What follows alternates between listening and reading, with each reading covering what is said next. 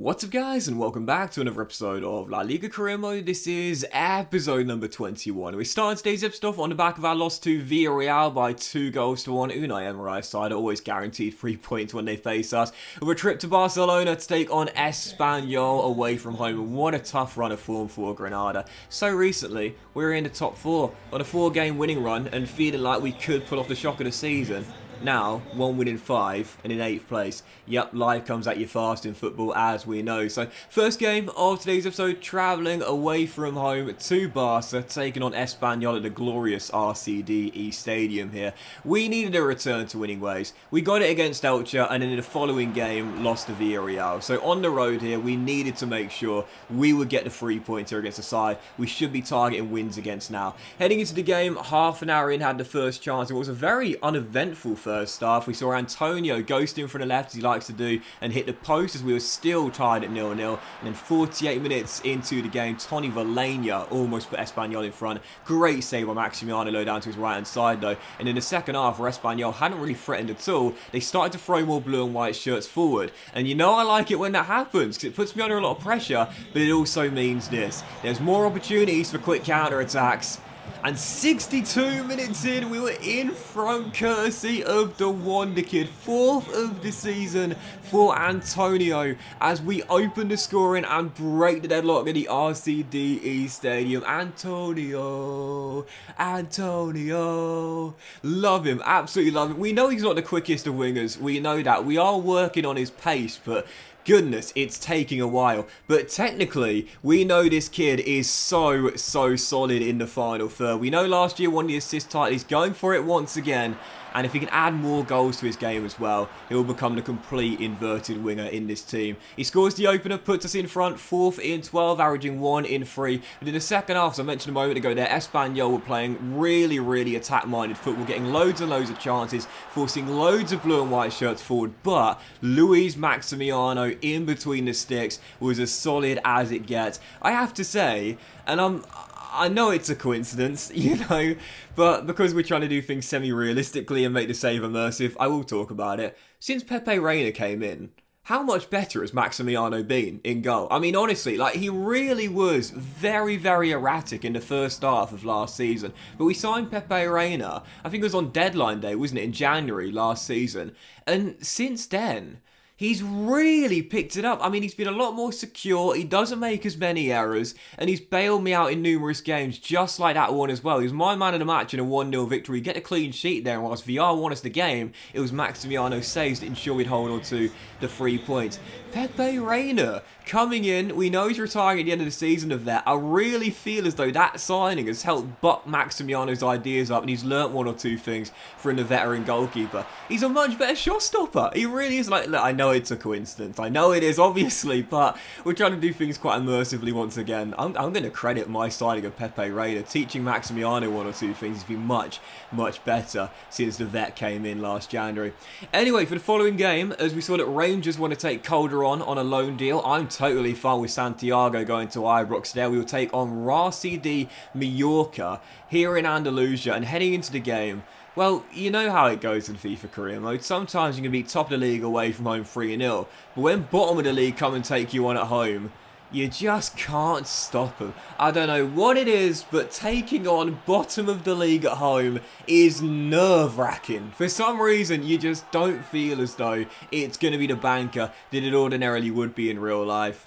We were 2-0 down. Mallorca were 2-0 up and could have been 3 or 4-0 up. I really was not on my game at all. I could not break Mallorca down. We had one chance, 71 minutes in, and Suarez going for the chip, hits the crossbar, and Mallorca would eventually get the danger away.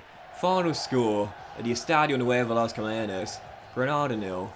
Bottom place Mallorca 2. They had 1 win heading into this game, and now they got 2. They played like prime Barcelona, dominated possession, tiki-taka football, and could have won by 3 or 4.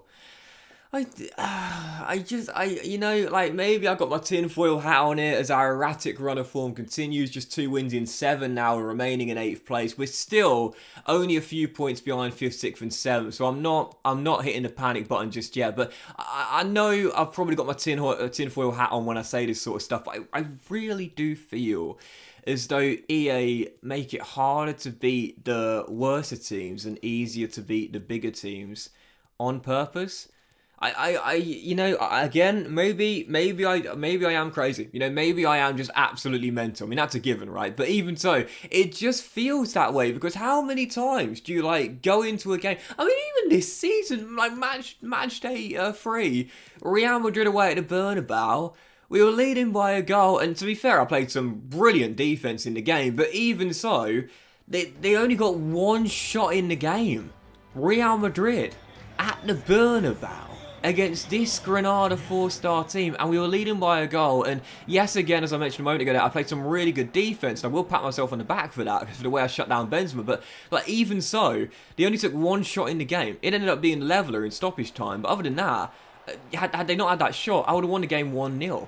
Reasonably comfortably, you know, and then you take on Mallorca, bottom place at home, and it's like they're prime Barcelona. It's ridiculous, you know. So I don't know. I do think there's something in it, and again, maybe I've got my tinfoil hat on. You know, maybe I am overthinking it, but just sometimes it does feel a bit weird how you take on the big teams and they sometimes get pushed over pretty easily. You take on bottom of the table or 19th place, and suddenly they're literally impossible to stop. Even so, following game as we enter November, SD Eibar taking them on away from home and heading into the game against a newly promoted side once again. Needed to return to winning ways and need to get a consistent run of wins going. So taking them on the road, just like against Real Valladolid, I saw it as a banker, but after what happened against Mallorca, I guess I shouldn't have been so naive. We took the lead through Luis Javier Suarez, but Eibar found their leveler straight afterwards, and then 25 minutes in a chance to get themselves in front for the first time, which they would do so. Romani smacks it past our number 1, and Eibar turned the game on its head so quickly from a goal down to 2-1 up. And I was just thinking, look, we got a clean sheet against Espanyol. Maximiano bailed me out a few times, but I don't think I'll ever be able to defend in this year's FIFA. I've tried. I'm sorry, guys. I've tried very, very hard. I really have. I had a whole series where the emphasis is on me trying to be a better defender, but I think it's just FIFA 22. I don't like to make excuses. You know me. I always try and take 100% responsibility, but I think at the moment, like, I just have to accept this is FIFA 22. It's just goal glut, and defending, no matter how good your defense is always going to be an almost impossible task at times. Even so, right before the break, we were back on level terms. Jan Bryce Ateki, how big was he last season? Second of the season this year makes it 2-2, and it's 62 minutes in. Oh, this kid, when you talk about progression, and when you talk about working on your game, well, you've definitely seen it throughout the course of his development in terms of his stats, but also right on cue there. Sugawara, when we signed him, he reminded me of a right-sided Alberto Moreno. Do you remember at Liverpool, he was heavily criticised for always being way too far at the pitch and way too attack-minded, and a great attack-based fullback, but not very good on the defensive end. Sugawara was like the right-sided version of Alberto Moreno at Liverpool last season. Constantly out of position, constantly too far at the pitch, and not great defensively. But 62 minutes in, a clearance off the line from our new number 2. I changed his squad number this year, and he keeps it at 2-2. But 20 minutes to go, one of my big transfer targets, Exposito. This is a really good young midfielder. Puts Eibar back in front, 3-2, and in a really topsy-turvy game. Once again, it was my defence that proved to be my Achilles heel. Eibar back in front, and I just couldn't stop them. But from kickoff, I thought, as I often do, if I can't defend, just got to keep on going on the offensive and get more goals. So right from kickoff, worked our way forward. Ateki, who scored our second, offloads to Rashina, and bang! What a goal from Ruben, third of the season. And let me tell you, man, I am so happy I gave this guy a contract extension. Only an extra year for the 31-year-old, but he is such a good player and so clutch as well. He came with a big game winner last season. He scored a leveler against Villarreal so recently, and the equaliser here ensures we do claim a point. But you look at the stats here, 13 shots, and don't adjust your picture. XG 7.4.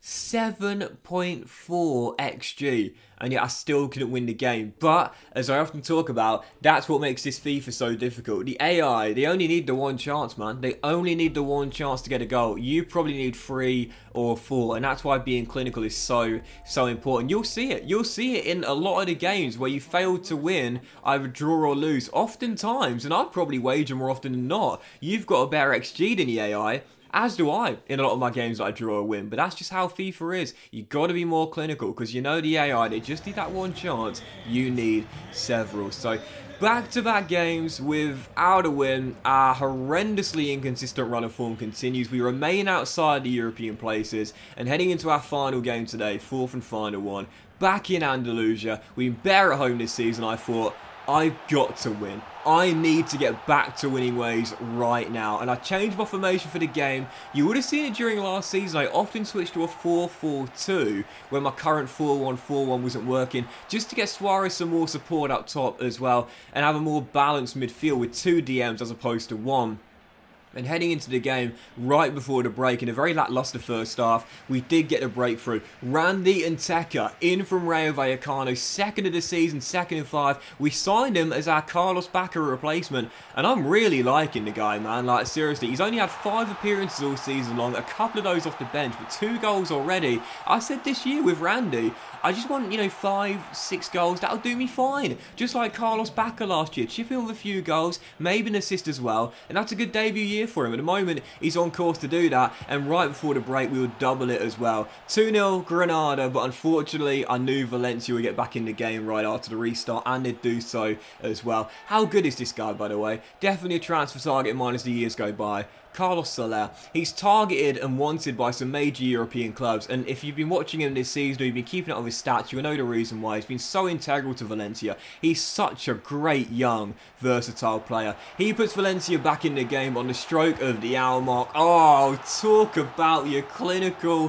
finishes. Antonio VR gives us the 2-goal cushion back and bends one in top bins. When you talk about clinical finishes, I thought Randy's was good in the first half. That's even better. Right in the top corner. Granada 3-1 up with Valencia playing a really high press. I talked about it in the Espanyol game. I like it when that happens, because I know, whilst it is a little bit nervy, if I can get in behind, I'm going to get myself more goals. And 80 minutes in, can I talk about this real briefly? If you're not using angled runs and directed runs, off the ball runs I should say, to your advantage, you've got to start doing it. You would have seen that we had 2 men on 1 on our counter attack, and I just angled, I think it was Suarez, to run to the right hand side. Get out of the way, mate, get out of the way. Drag that covering defender away with you, and that's going to give VR a clear run to goal. Exactly what happens there. He gets his second, and then in stoppage time we completed the route. Yep, Arezzo off the bench. He's going out on loan in January. This might be his final appearance for the club, when he's just bagged that 5th goal. Yep, great way to respond here in mid-December as Arezzo, the Uruguayan, wraps it up. 5-1 the final score. Back-to-back goals for Rafinha, a brace for Antonio, and a first of the season for the Uruguayan, about to leave on loan as well. Get in. Really needed that. Probably our best win of the series, that one. 5-1 at home to Valencia, and back on track big time right before Barcelona. Massive, massive victory, and it does mean, in a really congested and tight league table, 2 games to go before the halfway point, 1 game to go before the winter break, Granada have snuck back in to a European place. Only by a point though, long way to go, and with the January window about to open and around 8.5 million in the budget, I'm just wondering, do I need to make a big move if we are to cement European football? Transfer window opening in the next episode, I've got a lot to think about. But that Wednesday's episode of La Liga Crema, guys. Big thank you for watching, hope you enjoyed it. If you haven't, please drop a like. Much love to you all. Have a fantastic day, and I'll see you for the next episode of La Liga Crema, where the window will open very soon.